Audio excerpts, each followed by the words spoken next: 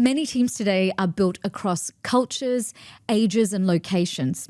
And these fascinating different perspectives are interesting, but they can also cause disconnection when not handled correctly.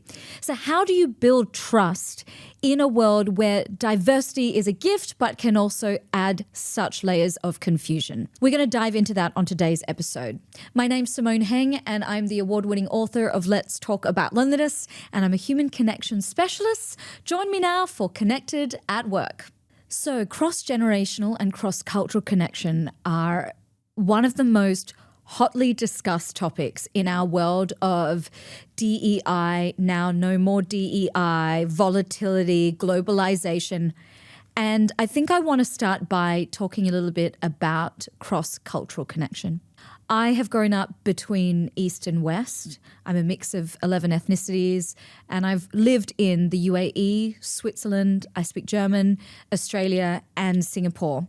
And all before the age of 30. I'm now 42. And now as a global speaker, I'm on planes working with Fortune 500s and organizations all the time with teams where there are different cultural codes. And it never ceases to amaze me how much the smallest thing in a high-stakes situation that goes against someone's culture can break connection. The two major things that I think will be really helpful for anybody listening or watching is the work of Erin Meyer. So Erin Meyer wrote a book called The Culture Map that lists most of the countries that are involved in global business. I hope one day the map expands and has every country in the world, but right now that's not the case.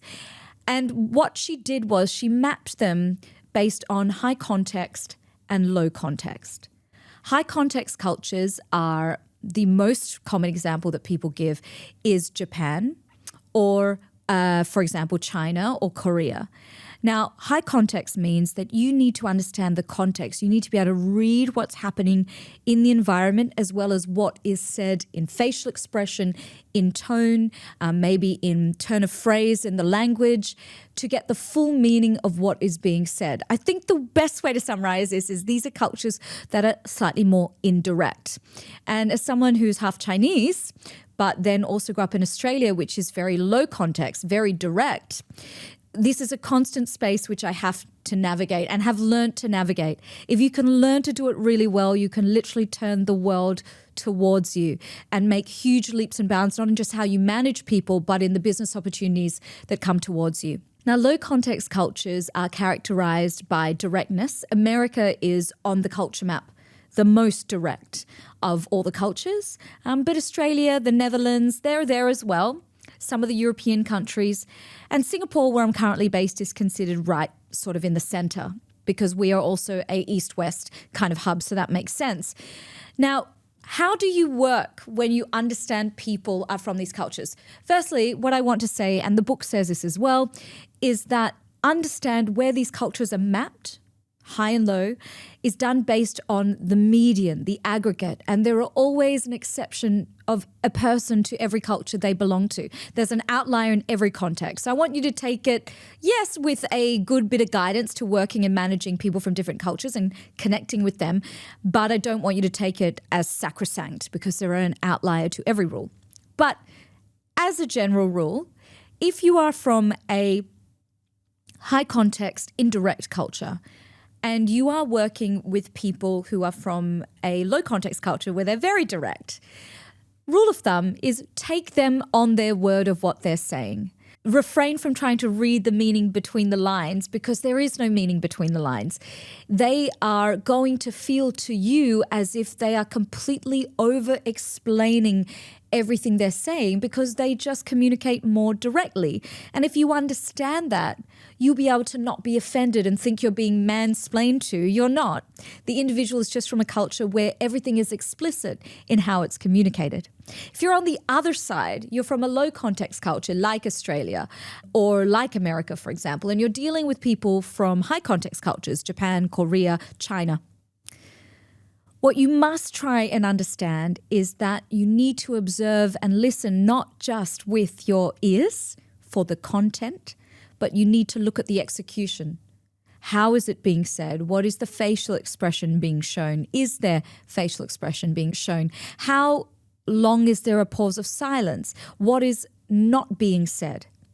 One of the things that I encountered when I first moved back to Singapore in 2015 and I worked for a kind of flagship Singaporean brand, I had a review. And I was used to being reviewed for my work in Australia and also in the UAE because I had Kiwi and Australian bosses with a level of directness. Simone, this was bad. This was good. Move on, have a great day. The preamble for my employee feedback in Singapore was a very long story about all the things that I was doing really well, and then a little bit of the negative feedback at the end. What I didn't understand was the negative feedback was what I was meant to pay attention to. That bit that took 30 seconds was far more indicative of what I was needing help with and what was at stake than the long, nice, fluffy preamble. And that is to do with the indirectness of a high context culture. But I didn't understand that. I was expected to know that within the culture and enact what needed improvement. But the way that it was executed to me was like, oh, I thought I was doing pretty well. I was not. So these are the complexities that happen when we work in global teams and across cultures that we need to pay attention. And I recommend anyone who's listening to this or watching this to grab Erin Meyer's culture map. Absolutely brilliant, and will save many confusing nights or tears if you are working in a country or with people from outside of your culture for the very first time.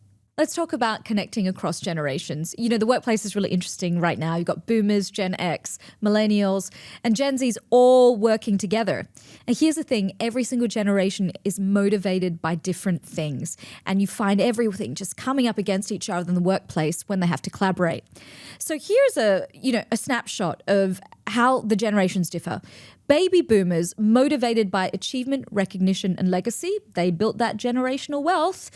Generation X, this is people born 1965 to 1980, motivated by autonomy, flexibility, and having a work-life balance.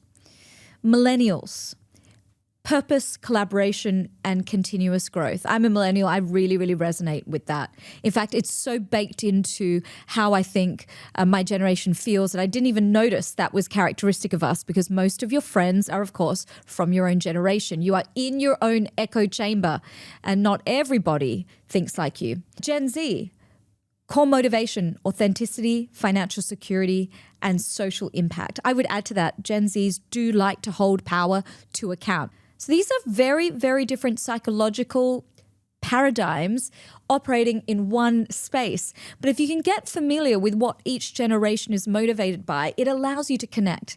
And so both this and cross-cultural connection we've talked about today, I'm giving you a little bit of insight, number one, into the fact that people don't think like we think. You know, our algorithms are tricking us into thinking that we're all from the same baseline. We are absolutely not.